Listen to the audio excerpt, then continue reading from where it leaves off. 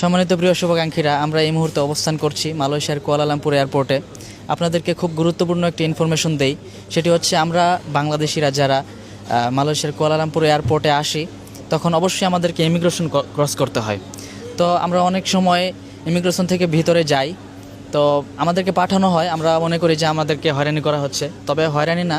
আমরাও আজকে আমাদেরকে ভিতরে পাঠানো হয়েছে, খুব বেশি অ্যানালাইজ করা হয়েছে, মনে হয় ঘন্টাখানিকের মতো বা 2 ঘন্টার মতো ওয়েট করতে হয়েছে।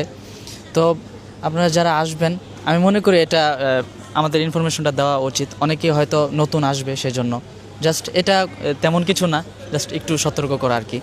তো বন্ধু, তুমি কি বলবা? আমরা এই মাত্র ইমিগ্রেশন ক্রস করে আমরা এখানে এসে বসেছি। তো আমি চাচ্ছি যে আমি আর রায়হান বন্ধু মিলে আমরা আপনাদেরকে এই মেসেজটা দিয়ে রাখি, যারা মালয়েশিয়া কুয়ালালামপুর এয়ারপোর্টকে অনেক বেশি ভয় করেন যে আহারে কী হতে পারে, ইমিগ্রেশনে কী হতে পারে, মানে এই যে একটা ভয়, যদি এই ভয় আপনার ভিতরে থাকে তাহলে অবশ্যই ডকুমেন্টগুলো ঠিক রেখে আপনি আসবেন, তাহলে আপনি মজবুত। মানে আপনি আপনার ডকুমেন্ট নিয়ে আসবেন, ঠিকঠাক ডকুমেন্ট নিয়ে আসবেন, রিটার্ন টিকিট নিয়ে আসবেন, আপনার হোটেল বুকিং নিয়ে আসবেন, শেষ।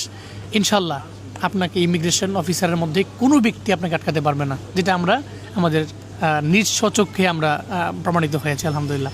আমরা আশা করছি ছোট্ট ইনফরমেশনটি দেওয়ার মাধ্যমে ইন ফিউচারে হয়তো আপনার কোনো উপকার সাধন হতে পারে। দোয়া করবেন। আসসালামু আলাইকুম ওয়া রাহমাতুল্লাহি ওয়া বারাকাতুহু।